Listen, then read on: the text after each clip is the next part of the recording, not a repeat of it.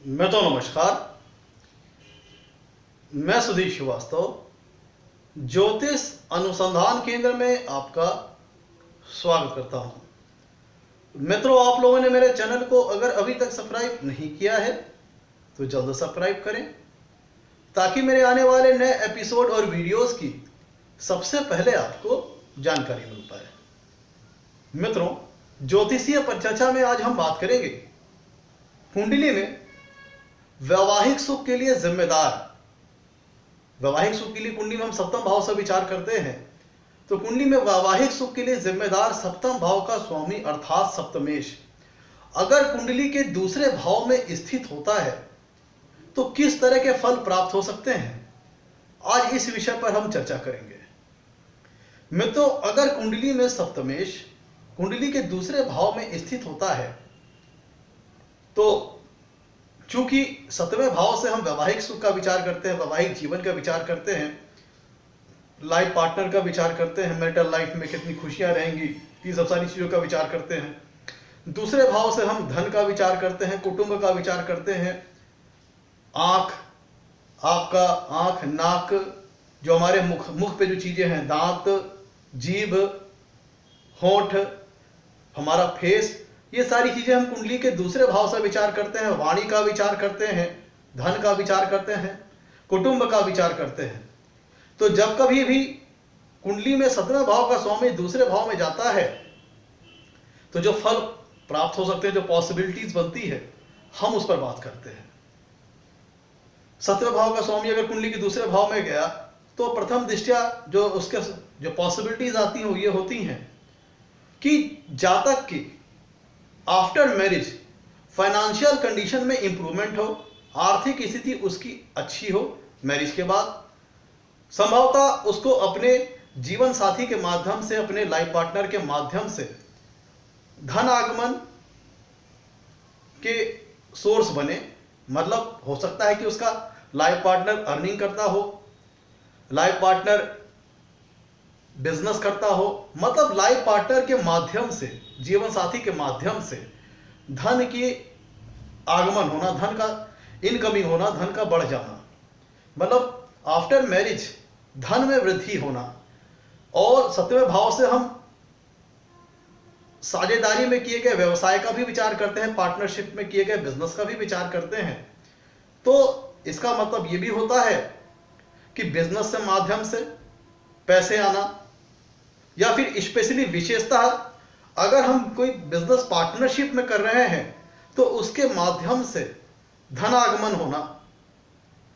तो प्रथम दृष्टया बात निकल के आती है कि जीवन साथी के माध्यम से धन का लाभ होना, धन का फायदा होना।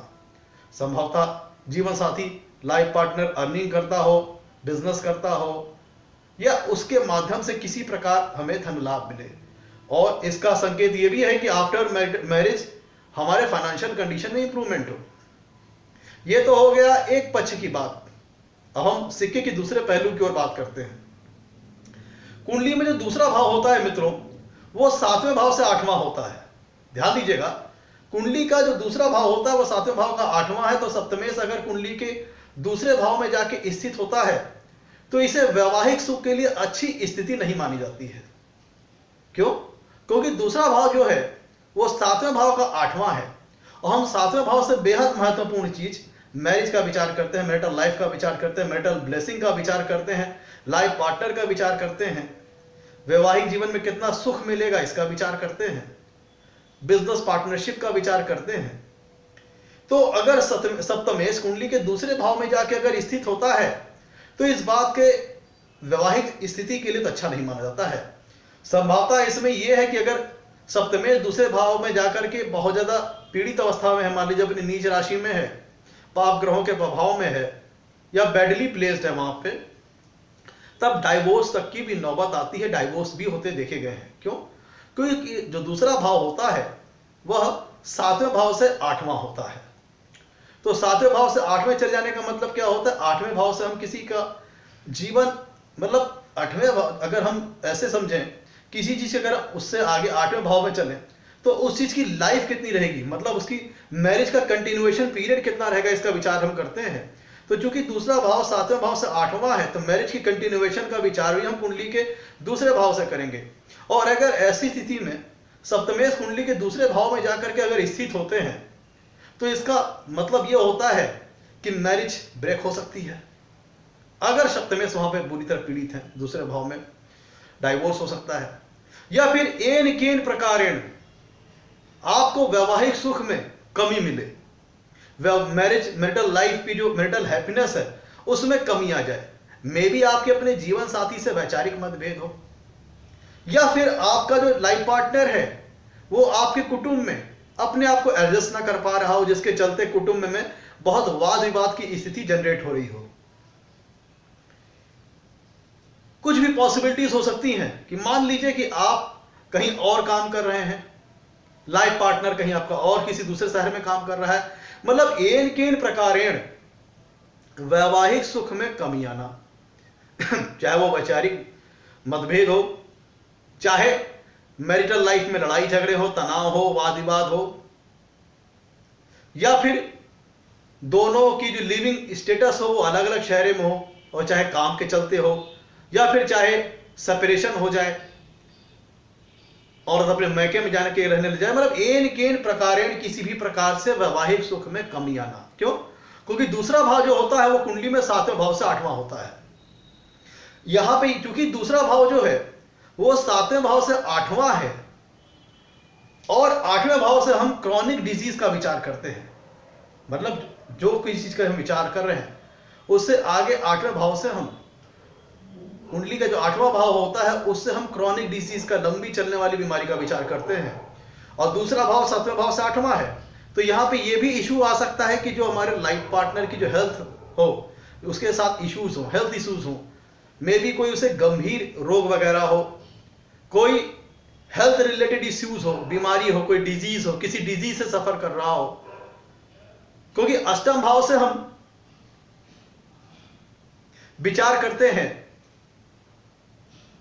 लंबी चलने वाली बीमारियों का, तो अगर कुंडली में सप्तमेश दूसरे भाव में गया तो ये भी पॉसिबिलिटीज बनती है कि आपके लाइफ पार्टनर के साथ कुछ हेल्थ इश्यूज हो, कुछ हेल्थ ट्रबल हो, कुछ डिजीज हो, किसी चीज को लेकर वो सफर कर रहा हो। एक पॉसिबिलिटी ये भी बनती है कि आपके लाइफ पार्टनर का रुझान ऑकल्ट साइंस की ओर हो, या फिर रिसर्च संबंधी विषयों पे हो, वो किसी विषय पे रिसर्च कर रहा हो, या किसी जटिल ज्ञान को वो हासिल कर, मतलब आपका जो लाइफ पार्टनर है वो किसी जटिल ज्ञान में इंटरेस्टेड हो, रिसर्च संबंधी फील्ड, चाहे वो एस्ट्रोलॉजी हो, चाहे वो कोडिंग का पार्ट हो, मतलब कोई टफ सब्जेक्ट, कोई जटिल विषय, कोई गूढ़ ज्ञान जिसमें उसका इंटरेस्ट हो, उसमें संबंधी वो पढ़ाई कर रहा हो, चाहे रिसर्च कर रहा हो। ऐसे व्यक्ति एस्ट्रोलॉजी में भी आगे बढ़ सकते हैं, मतलब ऑकल्ट साइंस में या फिर रिसर्च संबंधी सब्जेक्ट पे उसकी विशेष रुचि हो सकती है, उनसे संबंधित पढ़ाई वो कर रहा हो, एक पॉसिबिलिटी भी बनती है।